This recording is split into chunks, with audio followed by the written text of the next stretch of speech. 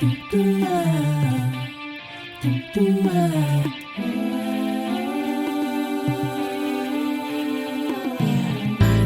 of trials and hard times. You can't be scared of it. Yeah. All the while you're trying to figure out how you're gonna get through it. Now I know a girl who tells it like it is, with love and laughter and fun. Now it's time to listen up to the sound of hope for a good tomorrow. 'Cause it's filter free with Tahera Rene Christy. Yes, it's filter free with Tahera Rene Christy. Oh, it's filter free with Tahera Rene Christy. Oh, it's filter free with Tahera Rene Christy.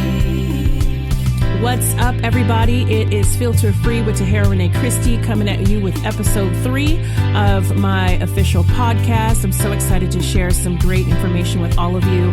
Thank you to all of my friends and listeners around the world who are listening to this podcast every week. We are releasing at least every Monday or Tuesday of every week, and I'm going to try to get it more formalized when I start advertising officially. But some really great things are happening, and I'm so excited to be able to share with you my thoughts and feelings about general topics that are near and dear to my heart, relationship-based, but very much focused on the betterment of our community, of us as individuals, and how we interact collectively with one another. And so I'm so excited to share with you all some great news and some great topics. I'm working on my cookbook right now, which is so exciting because it's coming to fruition very quickly here. And so I'm just enjoying being able to be creative right now and write and really work on my own mental health and just focus on myself and really focus on loving on my family and being present.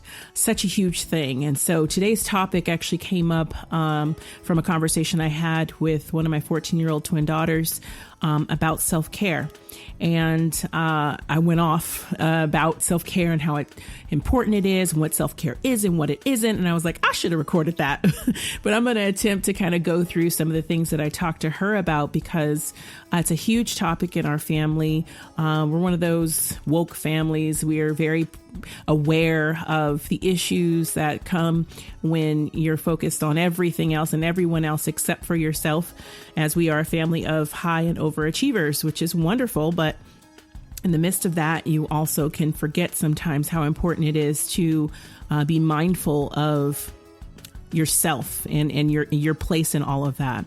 And so today we're going to talk a little bit about self-care, and we're going to dive into self-love as a form of self-care, what self-care is, what it isn't, and what you can do to take steps to ensuring that you are being good and being kind to yourself.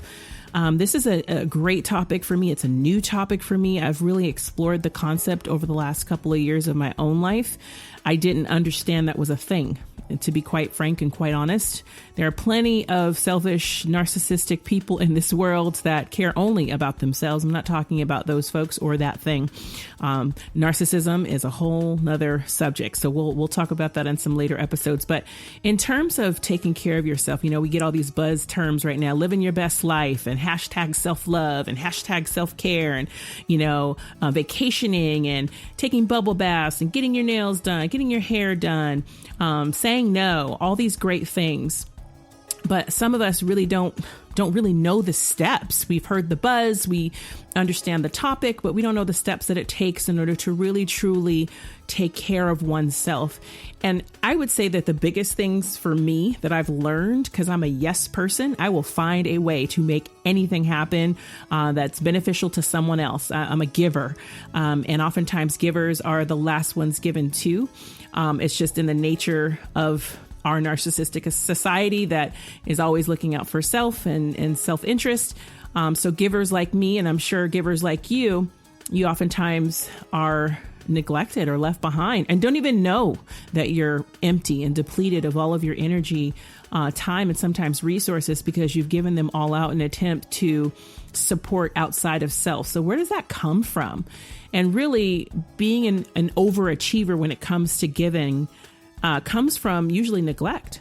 some type of trauma or abuse that was experienced at an early age. And I had to learn that for myself, where that came from, because I've always given to others before I've given to myself. And it just seems so backwards. One of my best friends tells me all the time, charity begins at home. And it really does truly begin with you and how you care for yourself and take care of yourself. So what does that mean?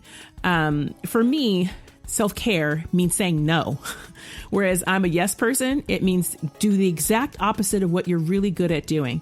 So if you're a talker, self-care means shutting up and being silent. If you're a super introverted person and you don't want to talk to anybody, self-care means putting yourself out there and getting your voice heard, because it's so important to be heard by people that deserve to hear what you have to say, because your opinion is valid and it's important. And so for me, self-care, self-love is really facing fear. And one of the conversations I had with my daughter this morning on our way to school, because she struggles with self-care and how do I take care of myself? So for example, my twin daughters, I gave them assignments to clean up the home yesterday. One do the kitchen, one do the bathroom. And the one twin said, I'll just do everything. And years ago, I'd be like, great, well, she got it. But now I say, no, you're not going to do everything. Which one or two items would you like to do? And your sister can choose one or two items, because the easiest thing to do is just let a giver give, because that's what they're good at. It takes it off my plate. I don't have to think about it, which becomes a huge community outpouring for people who are around givers to check in. Hey, are you okay? You know, I see you constantly volunteering. I see you constantly being the one cooking. You're always taking the kids in your car. You're always supporting the community, but who's supporting you? You know, I'm thankful. I'm so grateful. I'm getting chill bumps for my girlfriends that will just text me. I just wanted to tell you you're amazing and wanted to know how your day was today. Out of the blue. I may not have talked to these girlfriends for 4 weeks or 6 months, but just the check-in lets me know that people care. And so it's wonderful. And I encourage us all to do something for someone in your life that you know is an excessive giver, because it also is a cry for help. Because sometimes givers will just say no, they'll shut it down support, they'll shut down help. No, I got it. Don't worry about it. No, I can lift it. No, I can afford it, when they really can't. Okay. And that's, again, usually a cry for help of some sort of support. You don't necessarily have to be the shoulder to lean on or the ear to listen to what the problem is, but making yourself present, just making yourself available for them to have an outlet is supportive. So that they can start learning that they've got to start speaking up for themselves, so that they can become very efficient at declaring what their issues are, so that they can get them out. It's not for anyone to solve anyone else's problems.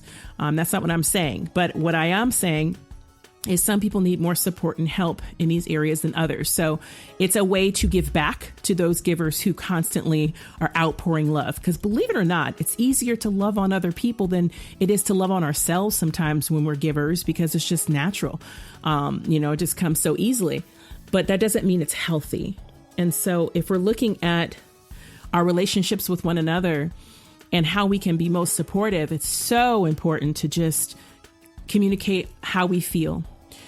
So that someone may be able to kind of tip us off, give us a little bit of guidance so we can get ourselves back on track.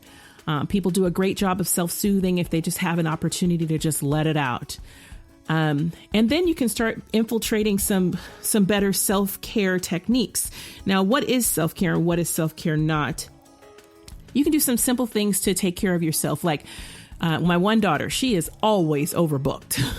Constantly. If it's not homework or projects or, housework or, social hour, simplify your schedule. Put alerts in your phone to remind you of important projects that you need to take care of, because there's a difference between constantly loathing or being frustrated with what you have to do versus the things that you want to do. It's a balance, right? So if you got 5 hours of homework, do 1 hour, maybe 2 hours of homework, and then take 20 minutes to entertain yourself with something that just lets the load off and allows you to rest. Now, I didn't say 2 hours, 4 hours, half a day. I said, take a half hour, take 20 minutes to give yourself a needed distraction so that you can breathe. Okay. So you're not just pumping through 5 hours of work. They don't even allow you to work 5 hours at a regular job. You're supposed to take a 15-minute break for every 4 hours and a lunch for every 6. So let's think about yourself in terms of just even the basic US standard of work. So that way you're refreshed, you're rejuvenated, you're at your best. And it also has many benefits, but mostly just so that you can be productive when you're doing your work and grit out when you have to grit out the rest of whatever it is you're having to do. But try not to make excuses for yourself. We all got to do what we got to do. If you're on a deadline, you just have to pump it out and do it. Go ahead and do it. But insert some time.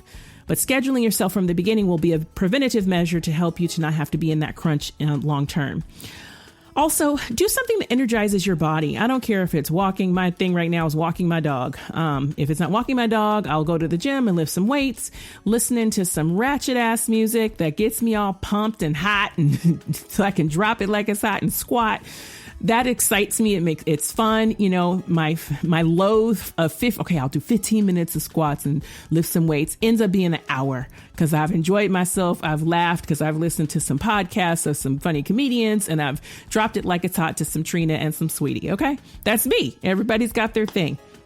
You can also take a long bath, or if you have a neighborhood YMCA or a sauna in your community where you live, go dip in the pool or take a hot bath. Write a gratitude list. We all get bogged down with what we don't like about our lives. We forget about how blessed we all are. If you woke up this morning, that's number one. That is the blessing. Okay. I asked one of my girlfriends a few months back, I was like, how are your kids? She's like, they are alive. Okay. We're going to go ahead and praise God for that because they may not be where we want them to be, but you know what? They're kicking. They're still here. They live another day to deal with the next trial or situation that they may be going through. Life is not perfect. But you also got to go leading to my next point. You also got to congratulate yourself for where you are and what you have been able to accomplish. That gratitude will take you so far. Give yourself credit. That's probably the biggest thing I told my daughter this morning. You're so busy focused on the goal and getting to the goal and driving to that point of, look, yeah, I did it, that you are forgetting that life is about the journey. Life is about enjoying yourself along the way. Life is about the small steps towards the goal, even celebrating the 2 steps you took back, that you learned lessons that you can now take 3 steps forward. It's still progress.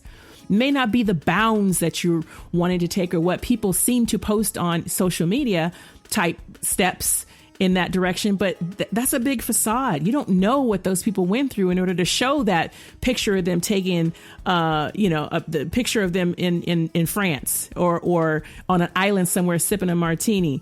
You don't know what they went through, what they sacrificed to get there. So just know that it takes time and grit and effort and supporting yourself to get to those milestones, but cheerlead yourself along the way because you deserve it. You can always talk to a counselor, a therapist, psychiatrist, a good friend, a life coach. You can always call me 562-335-5947, but it's not free. I'm just letting you know. I will life coach you. It does cost, but go to my website. Anyhow, www.eporg.org. But talk to somebody who's a professional who can motivate you and excite you about achieving your goals. Just don't leave it to chance, right? We don't want to hope and pray only. We got to actually do a little bit of work on our part to make sure that things happen the way that we want them to happen. So that's going to be a huge thing for all of us to do. Just ensure that you focus on yourself and really allow yourself to be in a place where you can grow from wherever you're at. If you're at rock bottom right now, or you haven't even reached rock bottom, just know that there is a bottom. Okay. And you can always bounce back from absolutely everything. I thank God for the diversity of friends that I have, because I've seen some things in my day and people have gone through some things that I don't know that I could go through. And people say the same thing about me. And yet here we all are. And we're all just trying to do our best. So give yourself some credit. You're doing a great job. It's tough, but it's not impossible. You can make it. And if all else fails and you're trying really hard at something that doesn't work, please, for the love of God, Try something different. If you're working so hard at the same thing over and over and over and over and over again, and you're finding it's not working, try something completely different. And usually different means completely opposite of what your comfort zone is. So if your comfort zone is going to church every Sunday and then going to work every Monday at 7:59 in order to get there on time, and then on Saturday you go out with your girlfriends, and then, you do that routine week after week after week, month after month after month, and it's not feeding you. You don't see your situation improving. Instead of sticking with tradition, how about you switch it up? Switch it up in some type of way in order to rediscover or discover something new that you didn't even know about yourself. I'm doing a podcast, for God's sake. This is so far left of where I thought I was going to be 6 months ago. I had one trajectory and I was focused on something completely and totally different. And thanks to a nudge from someone who was a check-in, just making sure that I was okay, I had the opportunity to kind of create something totally different. The concept has been around for a year. I've been trying to launch this thing forever, but I got demotivated, and through one of my other friends' tragedies, had a difficult situation. I was able to, hire that friend to create some sound bites for me for this, and it got me reinvigorated to get this thing going again. So it was circumstance, right? It wasn't even my own circumstance, but I made it happen. So I'm very grateful for that. And so what am I saying all of this for and giving you ideas?